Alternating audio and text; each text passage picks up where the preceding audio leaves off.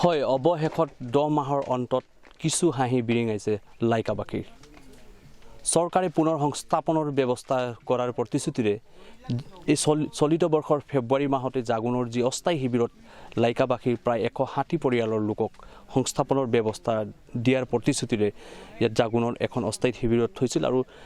এই লোকসকলক বৰ্তমান ইয়াত স্থানীয় জাগুনৰ বিভিন্ন দল সংগঠনৰ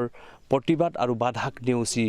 এই লোকসকলক বৰ্তমান নামফাই টাপুত আৰু এই নামফাই টাপুত সংস্থাপনৰ ব্যৱস্থাৰ বাবে আনি শিবিৰ পাতি থোৱা হৈছে আৰু ইয়াৰ সামগ্ৰিক পৰিৱেশ মই আপোনালোকক দেখাবলৈ যত্ন কৰিম এখন নামফাই টাপু আৰু এই নামফাই টাপুত এতিয়া লাইকাদদিয়া যিখন লাইকাবাসী প্ৰায় 160 পৰিয়ালৰ লোকক সংস্থাপনৰ বাবে চৰকাৰে শিবিৰ পাতি থৈছে আৰু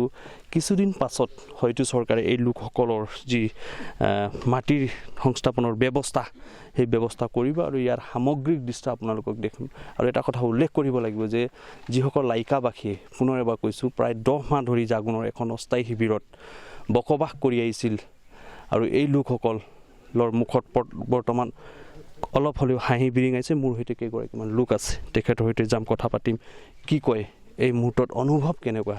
যেহেতু আপোনালোক সুদীৰ্ঘ 10 মাহৰ অন্তত জাগুনত সংস্থাপনৰ বাবে এই ঠাইটুকাত আনি থৈছে আপোনালোকক কি ক'ব আপোনাৰ অনুভৱ কেনেকুৱা কি ক'ব চৰকাৰ তথা বন বিভাগক আমি আজি চৰকাৰে মাটি দিম বুলি কোৱাত ভাল পাইছোঁ যদিও মাটি দিম বুলি কৈছে হে মাটি বিতৰণ কৰা নাই গতিকে আমি তাতো কেইদিনমানৰ কাৰণে আকৌ ভাল লগা নহয় দুখতে আছোঁ আমি আপোনালোকে চবেই জানি এই নামপাই যিটো টিংকুপানী ফৰেষ্ট অফিচত দমা ধৰি আছোঁ কিন্তু যোৱা আজি দুদিনমান আগত ইয়াত আনি থৈছে নামপাই টাপুত জেগাত কিন্তু যদি ইয়াৰ ৰাখি য'তেই দিয়ক চৰকাৰে আমি তাতে যাম কিন্তু ইয়াত আমি আগৰ পৰাই কৈ আছোঁ যিহেতু ইতিমধ্যে স্পষ্ট হৈ পৰিছে এইখন যিখন নামফাই টাপু ইয়াত সংস্থাপনৰ ব্যৱস্থা কৰিব এই ক্ষেত্ৰত আপুনি চৰকাৰ তথা বন বিভাগক কি ক'ব আমি যদি ইয়াত দিয়ে আমাৰ ধন্যবাদ চৰকাৰৰ পাৰলৈ আচলতে ক'ব লাগিব যে আৰু যিটো বহুত দিনৰ সংগ্ৰাম লাইকাবাসীৰ আজি কিছু হাঁহি বিৰিঙাইছে এই লোকসকলৰ মাজত মোৰ সৈতে আৰু এগৰাকী লাইকাৰ যুৱক আছে এই যুৱকৰ ওচৰত যাম কথা পাতিম কি ক'ব আপুনি হয় আমি চৰকাৰক বন বিভাগক ধন্যবাদ জনাইছোঁ 30 বছৰ সংগ্ৰামত যে আজি আমাক টাপুত বনাঞ্চলৰ সংস্থাপন দিম বুলি কৈছে আমি সেইটোৱে ধন্যবাদ জনাইছোঁ মাননীয় মুখ্যমন্ত্ৰী সৰ্বানন্দ হিমন্ত বিশ্ব শৰ্মা ডাঙৰীয়া আৰু তিনিচুকীয়া উপায়ুক্ত আৰু ডিগবৈ ডেফুক কাৰণ আমাৰ 30 বছৰ সংগ্ৰামত আজি সংস্থাপন দিম বুলি কৈছে টাপুলৈকে লৈ অনা হৈছে গতিকে আমি অলপ আজি ভাল লাগিছে কিন্তু আমি ক'ব বিচাৰিম ইয়াতে আগতে খেতি কৰা মানুহবোৰক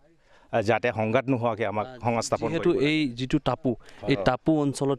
পূৰ্বৰ পৰা খেতি কৰি কিছুমান লোকসকলে ইয়াৰ পৰাই জীৱিকা নিৰ্বাহ কৰি আহিছিলে আৰু এই লোকসকলক উচ্ছেদ কৰি আপোনালোকক সংস্থাপনৰ ব্যৱস্থা কৰিব বিচাৰিছে চৰকাৰে কি ক'ব আপুনি এই লোকসকলৰ বাবে কি ক'ব উচ্ছেদ কৰাটো আমি বহুতো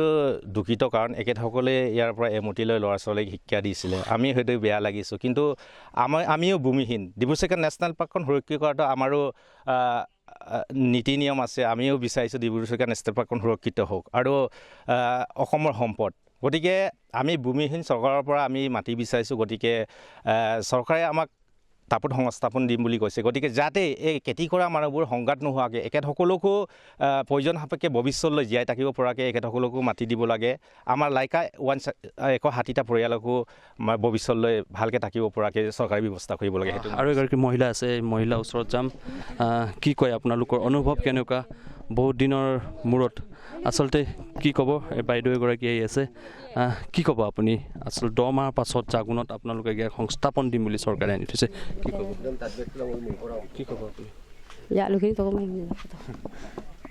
আচলতে তেখেতে কোৱাৰ পৰা বিৰত থাকিছে এটা কথা উল্লেখ কৰিব লাগিব যে যিটো অঞ্চল জাগুন বন বিভাগৰ কাৰ্যালয়ৰ অন্তৰ্গত যি নামফাই টাপু অঞ্চল এই নামফাই টাপু অঞ্চলৰ পূৰ্বতেও ইয়াত কিছু লোকে এই অঞ্চলত খেতি বাতি কৰি আহিছিল আৰু এই খেতি বাতি কৰা ঠাইতে এই লোকসকলক সংস্থাপনৰ ব্যৱস্থাৰ বাবে চৰকাৰে আনি থৈছে কিন্তু এই লোকসকলে এটাই দাবী জনাইছে চৰকাৰক এটাই অনুৰোধ যাতে যিসকল লোকে পূৰ্বৰ পৰা ইয়াত খেতি বাতি কৰি জীৱিকা নিৰ্বাহ কৰি আহিছিলে এই লোকসকলৰ যাতে চৰকাৰ তথা বন বিভাগে সংস্থাপনৰ ব্যৱস্থা কৰে